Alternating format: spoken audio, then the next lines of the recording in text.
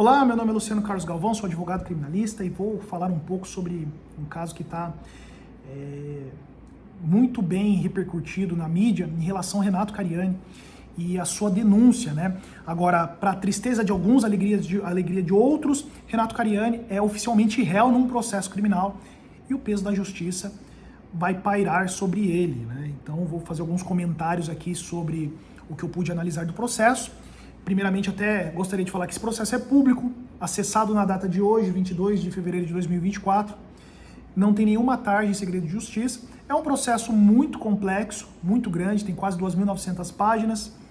E eu vou fazer alguns comentários para vocês saberem quais serão os próximos andamentos, eventuais andamentos, né? Que inclusive este andamento, onde ele foi denunciado formalmente pelo Ministério Público, em vídeo anterior eu falei que poderia ocorrer, né? Que era meio que um caminho certo já.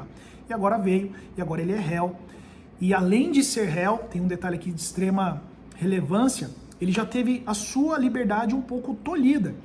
Teve um pedido de prisão durante as investigações que não foi acolhido pelo juiz, porém, agora, no processo criminal, a juíza responsável pelo caso dele entendeu que ele tem que entregar os passaportes, obviamente que para ele não sair, né, do país, para ele não ir para o exterior, até porque para manter alguém como o Cariani escondido dentro do Brasil é difícil, né, ele é muito famoso, e obviamente por ter muitos recursos ele pode ir para qualquer país do mundo, então ele já teve um pouco, já sofreu um pouco aí com a sua liberdade tolhida pelo recolhimento desse passaporte, né, até o que tudo indica, até o presente momento não sabemos se a decisão já foi cumprida.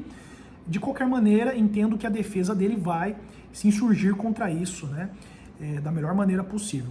Pois bem, pelo que ele foi preso e ele... Aliás, né, vamos corrigir aqui. Pelo que ele foi denunciado e ele pode ser preso, tá? Vamos lá. Denúncia, artigo 33 e artigo 33, parágrafo 1º, inciso 1, é isso? Isso mesmo. Artigo 35... da mesma lei, que é a Lei de Drogas, Lei 11.343 de 2006, e artigo 1º, parágrafo 1º, inciso 2 da Lei 9.613 de 1998, que é a Lei de Lavagem de Dinheiro, tá? Então ele foi denunciado por 3 artigos, esses artigos já haviam sido citados na investigação, tudo apontava que seriam esses artigos mesmo, e se nós somarmos essas penas, né, a gente vai ter aí, em continuidade delitiva, o que é a continuidade delitiva? É que o Ministério Público entendeu que ele teve várias condutas durante um período e que as condutas elas eram subsequentes uma das anteriores, todas iguais. Então ele vai responder por um acréscimo, né? E aqui ele foi denunciado por 60 vezes em cada crime. Eu fiz uns cálculos de pão de padaria aí e consegui chegar numa pena mínima, se ele pegar a pena mínima nisso tudo, de 12 anos e 8 meses de reclusão, obviamente que ele iniciaria no regime fechado. Aí você vai falar assim, Luciano, mas você acha que ele vai ficar preso? Você acha que ele vai ser condenado? Não sei. Agora existe chance. Antes não existia, agora existe. Existe sim uma chance dele ser condenado nos termos da denúncia e tomar uma pena de, no mínimo, 12 anos e 8 meses. Ele pode ser absolvido de algum dos delitos que estão sendo apresentados na denúncia? Pode. Pode ser absolvido de todos? Pode. Mas também ele pode ser condenado por todos, tá? Existe esse cenário agora. E é o cenário que eu falo que pesa, né? Ninguém quer sofrer um processo criminal.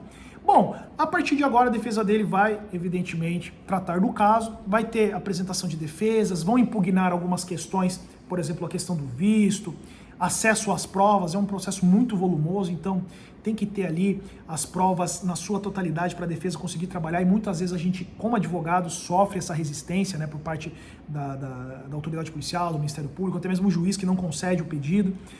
E aí vai ter uma data de audiência, não temos previsão ainda em relação a isso, mas o curso natural do processo é esse, tá? Apresentar a primeira defesa, certo? O juiz vai dar uma decisão, nessa decisão o juiz vai designar uma audiência para fazer a produção de prova oral, e aí vai um monte de testemunhas, acredito eu.